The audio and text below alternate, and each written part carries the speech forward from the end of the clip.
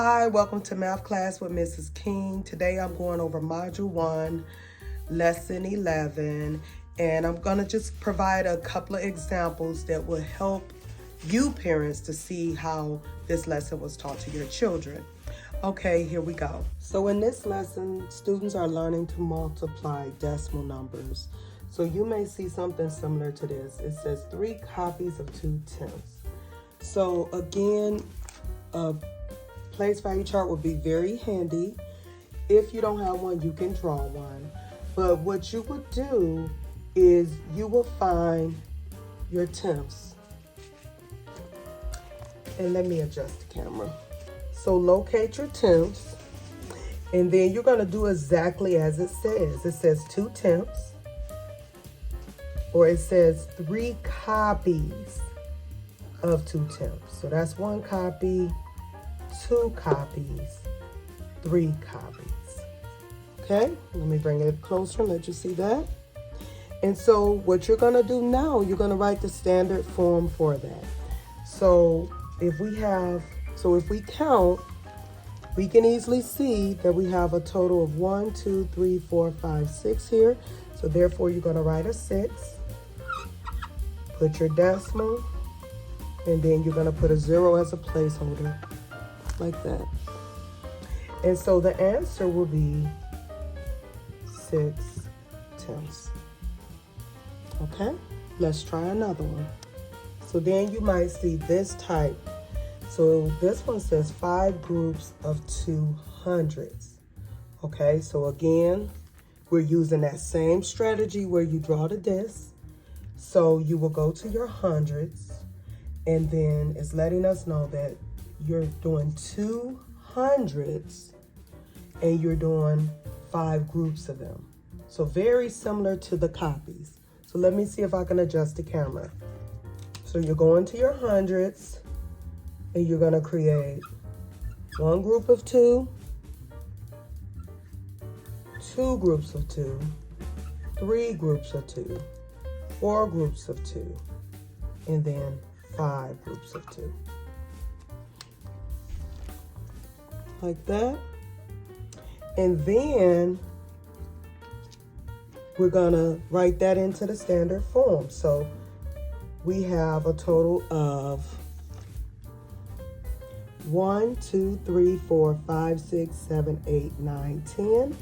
So we can write 10.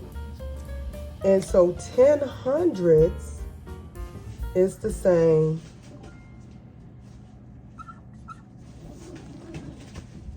as writing 0 here and 1 here to show our 10. So this is one way we can show 10 hundredths. And then we'll add our decimal and our 0.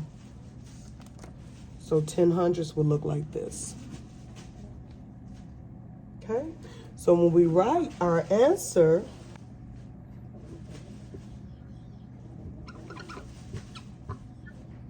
that's how we will write it in standard form. Okay? So I put the 0 here because remember, every place can only have 1 number. So instead of putting a 10 here, I just moved that 10 over here to the tenths. And because 10 of these is the same as 1/10. Okay? So you can also show this answer like this.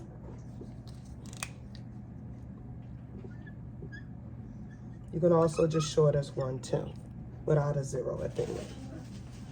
All right, so now let's take a look at another strategy we learned for multiplying. So here is a second method that the students learn when multiplying. So you can use your place value chart. This was the first strategy where you draw the disc to help you solve. Here we also learn to use a rectangle because multiplication is like finding the area of a rectangle. Okay, so this is how you would set this up. So you would, and I believe this is partially done in the homework. So this 7 here will be placed here. We have 3 and 12 hundredths, which is a 3-digit number. So we're going to divide our rectangle into 3 parts. Okay. For the 3, we have a 3 here, and our 3 is in the ones place. So that's why we're writing 3 ones here. And this can also be verified by just correctly placing this number into the place value chart. So let me do that. So if you look at your place value chart and if you correctly write this into your place value chart, you will see that the 3 is in the ones place. Now we're going over to the next digit, which is the 1. You can see that it's in the tenths place. So that's why we're going to write 1/10. Now on to our last digit, which is the 2. If we look here at our place value chart, we can see that the 2 is in the hundreds place. So that's why we're going to write 2 hundredths. Okay? Now we're ready to multiply. So in this box that's below 3 ones, we're going to multiply with the 7. So this is partially done for the students in their homework, but this is a strategy for multiplying. So we're doing 7 times 3 ones here. So 7 times 3 ones is going to be 21 ones, but we'll just write that as 21. So we're going to be writing the standard form here at the bottom. Okay, and I'm going to insert a plus sign here because these 3 amounts are going to be added together. So in this box that's below the 1/10, I'm multiplying 7 times 1/10. So any number times 1 is going to give us 7. So this is going to be 7/10.